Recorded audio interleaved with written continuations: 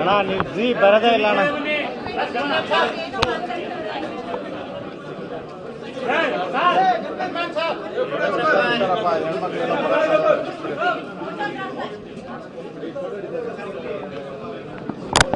Photo ತೆಗೆಸ್ಕೊಂತವ್ರೆ sir.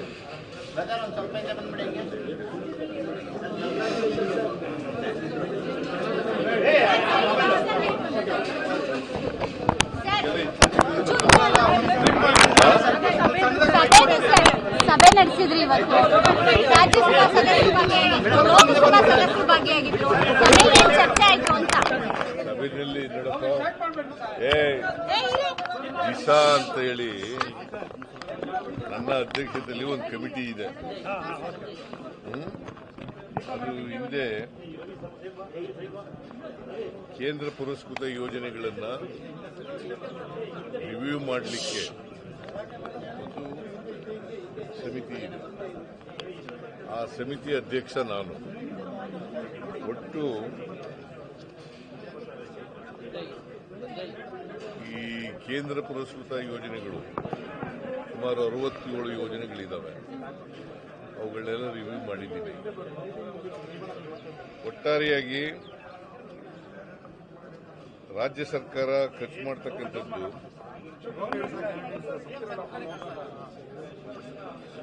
ಒಟ್ಟು ಕೇಂದ್ರ ಸರ್ಕಾರ ಮತ್ತು ರಾಜ್ಯ ಸರ್ಕಾರ, ಈ ಸೆಂಟ್ರಲಿ ಸ್ಪಾನ್ಸರ್ಡ್ ಸ್ಕೀಮ್ ಅಂತಂದ್ರೆ ಕೇಂದ್ರ ಸರ್ಕಾರನೂ ದುಡ್ಡಿರ್ತದೆ, ರಾಜ್ಯ ಸರ್ಕಾರದ್ದು ದುಡ್ಡಿರ್ತದೆ.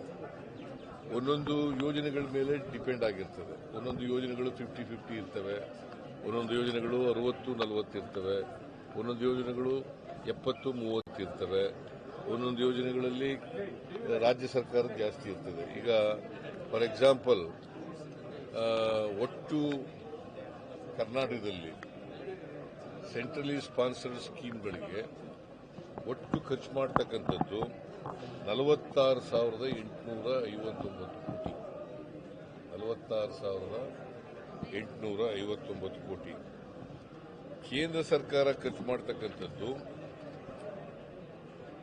22,758 ಕೋಟಿ.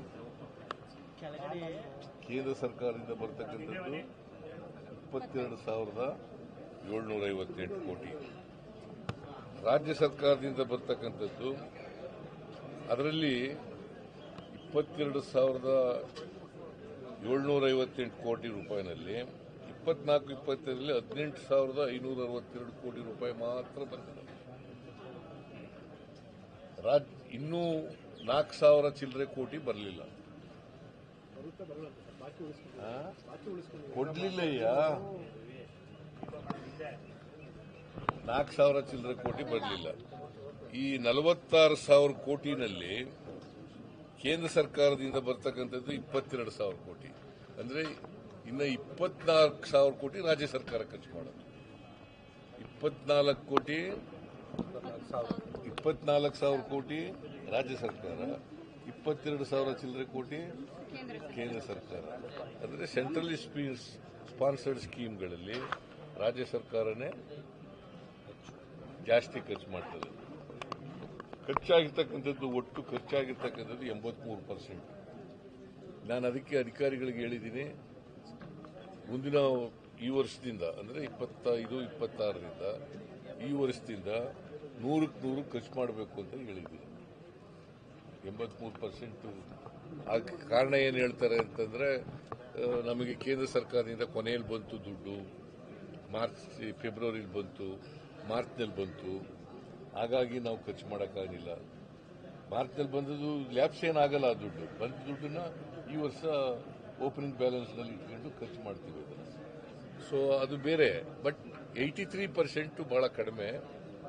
83%ನ್ನ 100% ಆಗಿ ಖರ್ಚು ಮಾಡಬೇಕು. ಕೇಂದ್ರ ಸರ್ಕಾರಕ್ಕೂ ಪತ್ರ ಬರೀಬೇಕು, ಕೂಡಲೇ ಬಿಡುಗಡೆ ಮಾಡಿ ಅಂತ.